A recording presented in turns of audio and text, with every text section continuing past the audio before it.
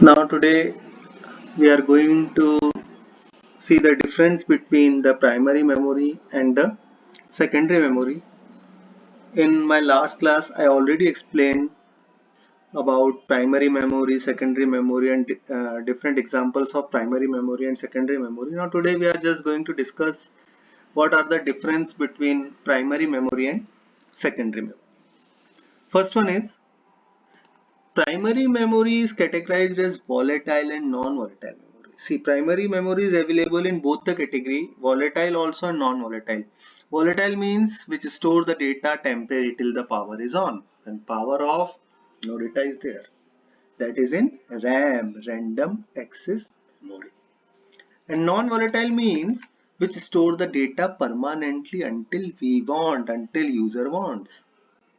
That is ROM. So primary memory is available in both the categories, in volatile as well as in non-volatile.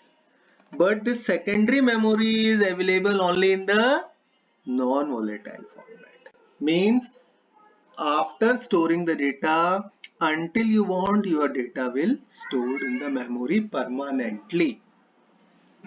Second one is primary memory is also known as internal memory because these memories are stored inside the CPU. That's why it is called internal memory.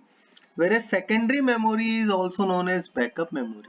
Why backup? Because we can save the data of your system to CD, DVD or to pen drive. That's why it is called backup memory or additional memory. Now sometimes your hard disk is full. So you want to store the data. So for that you can store the data in external hard disk, that is your additional memory, in pen drive, that is your additional memory. Or we can call it auxiliary memory, means which help us to take the data from one place to another place. So secondary memory is backup memory also, additional memory also, or auxiliary memory also. But primary memory is also known as internal. Third one is in primary memory, data is directly accessed by the CPU or your processing unit because it is directly connected inside the CPU. No mediator is there, so that's why it directly accesses the data.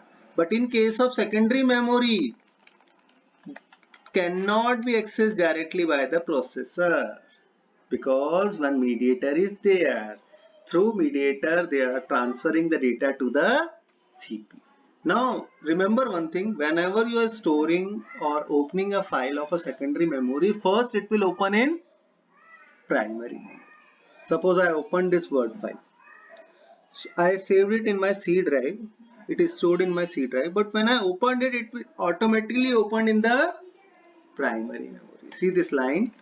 It is first copied from secondary memory to primary memory. Then only your CPU will access. When you open a secondary memory file or data, it will open in the primary memory. After opening the secondary memory file in the primary memory, then only CPU can use it, can access it. Next is the capacity of primary memory is usually from 16 GB to 32 GB. But here its capacity is generally from 200 GB to terabytes. So this secondary memory is having the large or huge capacity as compared to the primary memory.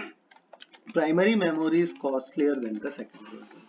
Its cost is more than secondary memory, and secondary memory obviously is cheaper than the primary memory. So these are the common differences between the primary memory and secondary memory.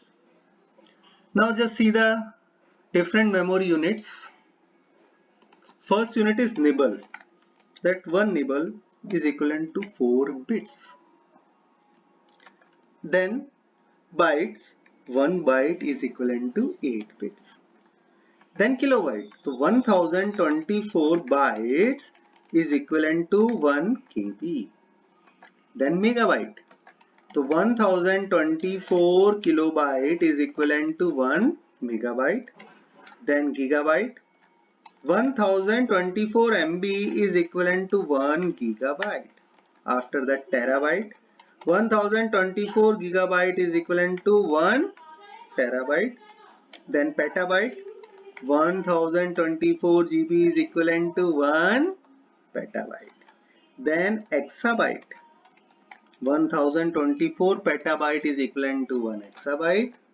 Then zettabyte, 1024 exabyte is equivalent to 1 zettabyte. And then last one is yottabyte, that is 1024 zettabyte is equivalent to 1 yottabyte.